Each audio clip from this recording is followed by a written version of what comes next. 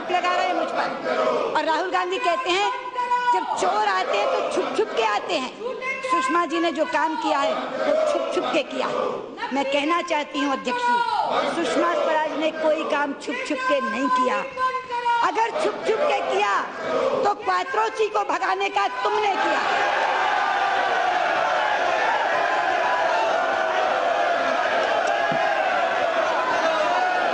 अध्यक्ष जी, अगर छुप छुप के कोई काम किया तो राजीव गांधी की सरकार में एंडरसन को भगाने का काम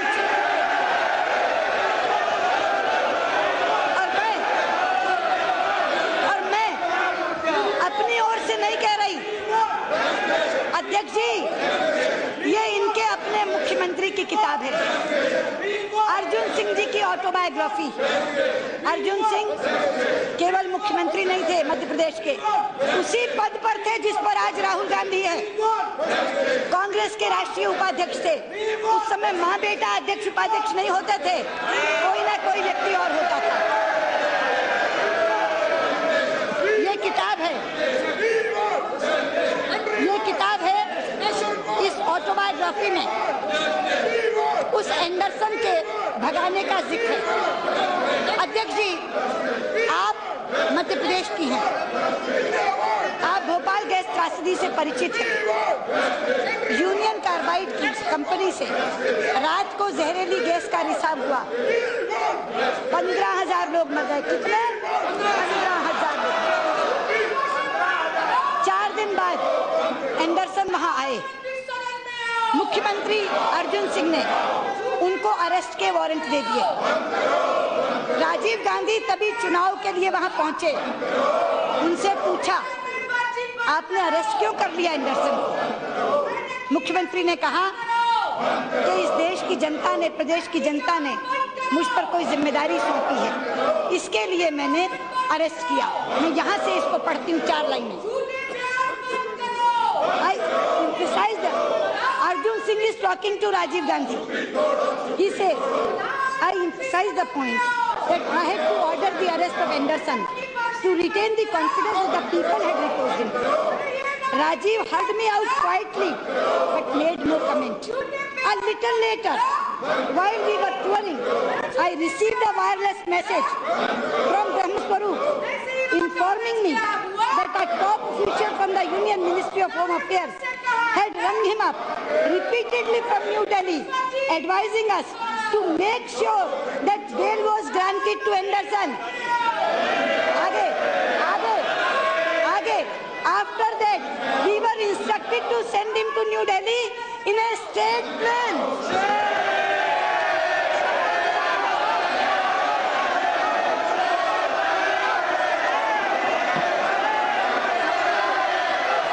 अर्जुन सिंह कह रहे हैं, जब मैंने ये बताया कि मैंने उनको क्यों अरेस्ट किया था, तो मुझे फोन आया, वायरलेस मैसेज, और कहा उसकी तुरंत बेल होनी चाहिए और उसे स्टेट प्लेन से वापस भेजो। आगे सुनिए,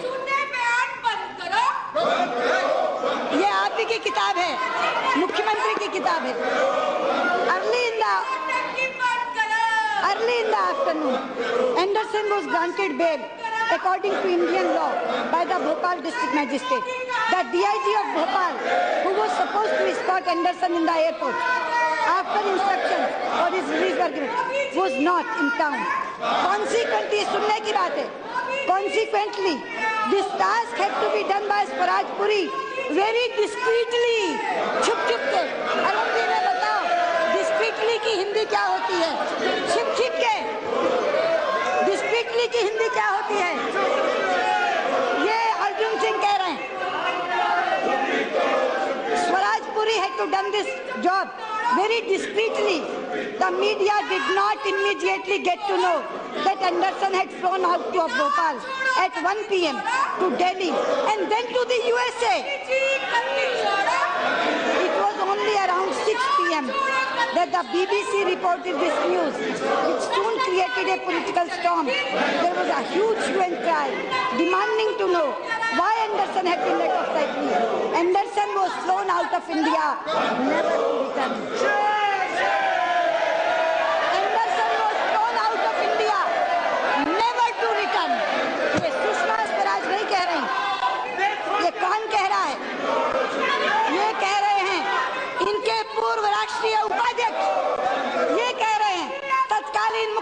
कि मध्य प्रदेश के छिप के एंडरसन को वहां से ले जाया गया और 6 बजे भेज दिया गया ताकि वो वापस ना आ सके। अध्यक्ष जी, इसका खुलासा थोड़े दिन बाद हुआ। ये सौदा क्या हुआ था ये पता नहीं लगा। अर्जुन सिंह इसमें कहते हैं मेरे कान में राजीव गांधी ने कुछ कहा था, लेकिन वो राज राज ही रहेगा। मेरे साथ चिता में भस्म हो जाएगा, मैं बोलूंगा नहीं, लेकिन वो राज पता चला। वो राज कैसे पता चला? वो राज कब पता चला? 6 महीने बाद। 6 महीने बाद वो राज खुला। 6 महीने बाद वो राज खुला। वो राज क्या था? राजीव गांधी का एक बचपन का दोस्त, गांधी परिवार के एक घनिष्ठ मित्र का बेटा आदिल शहरयार अमेरिका में 35 बरस के लिए जेल में बंद था। कितने बरस के लिए? 35 बरस के लिए जेल में बंद था। और वो 35 बरस के लिए जेल कोई छोटी मोटी बात तो नहीं होगी जब 35 बरस की जेल, 35 बरस की जेल के लिए बंद था। अब आप सुन लीजिए, Rajiv Gandhi government had allowed Anderson to flee as a quid pro quo arrangement with United States on giving a presidential pardon to one Adil Shehryar.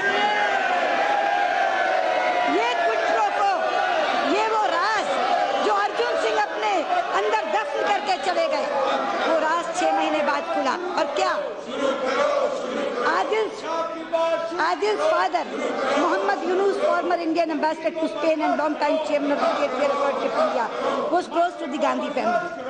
Adil, who was given a federal sentence of 35 years in prison for various crimes, was given a presidential pardon by United States President Ronald Reagan on June 11, 1985. ये वो तारीख है जिस दिन Rajiv Gandhi America पहुंचे।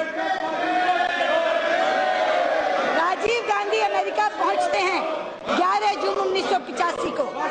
6 महीने 4 दिन के बाद उनका वो बचपन का दोस्त मोहम्मद यूनुस का बेटा आदिल शहरयार, उसको कहते हैं राष्ट्रपति को इसको क्षमादान दे दो, और एंडरसन के बदले शहरयार को छुड़ा करके भारत लेकर आते हैं। मैं कहना चाहती हूँ,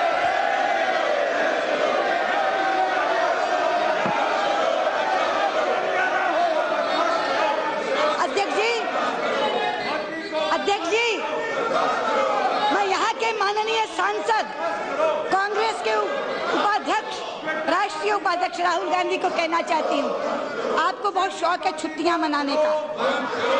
2-2 महीने आप छुट्टियां मनाते हैं। आप जाइए किसी दिन, इस बार की छुट्टी में कहीं एकांत में बैठकर अपने परिवार का इतिहास पढ़िए। और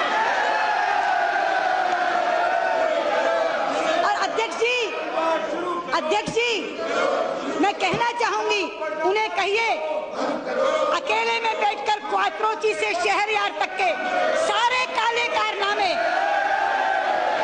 जो उस इतिहास में दर्ज हैं उनको पढ़ें और लौटकर पूछें, मम्मा क्वात्रोची के उसने हमने कितना पैसा लिया था?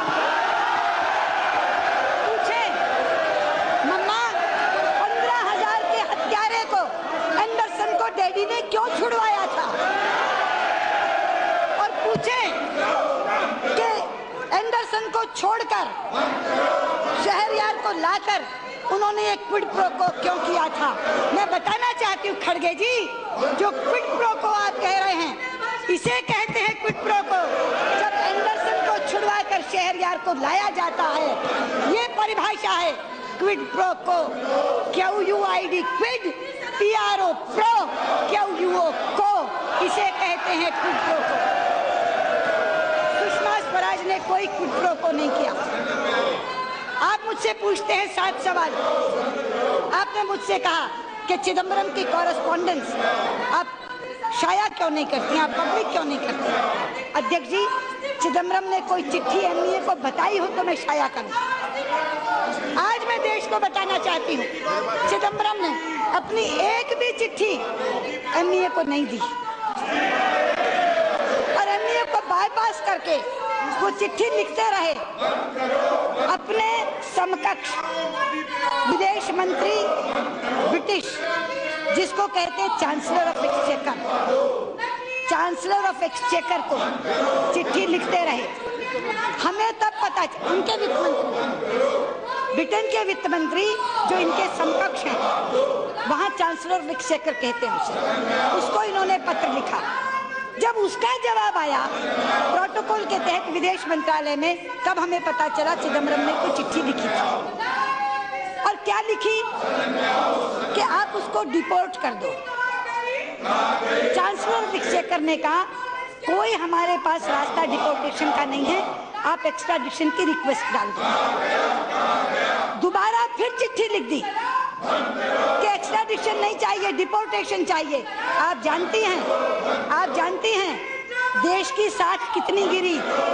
चिदम्बरम के चिट्ठी का जवाब तक देना गवारा नहीं समझा वहां के वित्त मंत्री ने।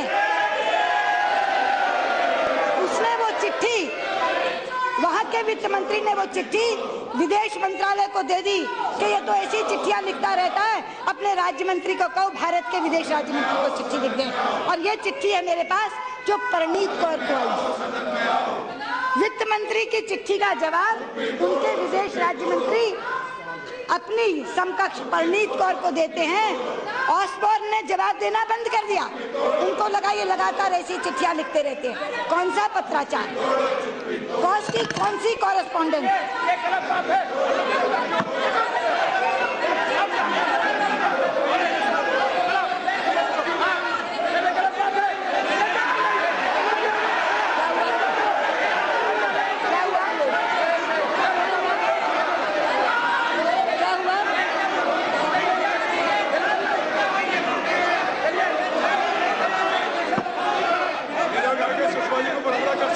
क्या हुआ? यहाँ आना चाहते हैं।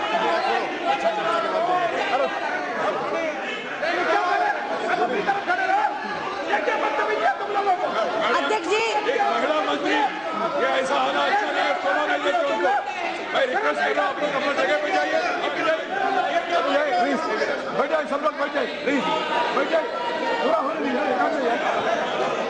अच्छा हो रहा है। खड़गे जी, एक महिला मंत्री जवाब दे रहे, ऐसा मत करिए। आपका लोग आके यहाँ कुछ हमला करे तो अच्छा नहीं होगा, शोभा नहीं देगा। आपका संसद सदस्य यहाँ आके महिला मंत्री के सामने कुछ करे, अच्छा नहीं होगा। उनको सुझाव अब सलाह दीजिए, अपना जगह पे जाने के लिए बता दीजिए।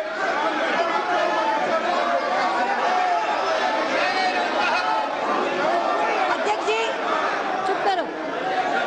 अध्यक्ष जी,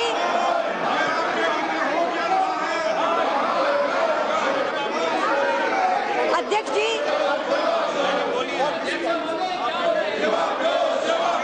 अध्यक्ष जी, अध्यक्ष जी, 17 जुलाई को ये चिट्ठी वहां के चांसलर ऑफ एक्सचेकर को हमें मिलती है, तो हम हैरान होते हैं कि चिदम्बरम जी ने कब चिट्ठी लिख दी उसको। 17 जुलाई को ये चिट्ठी हमें मिलती है, तो हम कहते हैं कौन सी चिट्ठी का जवाब है, ये चिट्ठी कब लिख दी चिदम्बरम जी ने। लेकिन उसमें उनके वित्त मंत्री लिखते हैं for UK assistance to be provided in any criminal investigation and extradition request should be made under the